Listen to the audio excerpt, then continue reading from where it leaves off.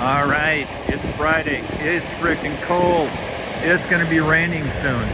But there's something to warm the hearts of all Americans.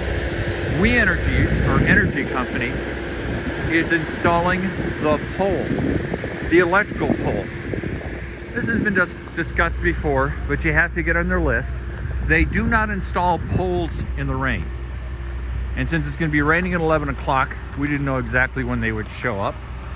And they've shown up, which means the pole's being installed, which means we'll be electrifying the house in the next week, which means we can get HVAC, lighting, power, all that cool shit.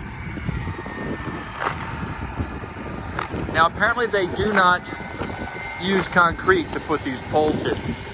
They foam them. I don't know. Oh yeah, oh mommy. My phone's giving me a hard time. My phone's supposed to give me a hard time. That's its job. For some reason I can't get it to do what it's supposed to do. Yeah, that's life.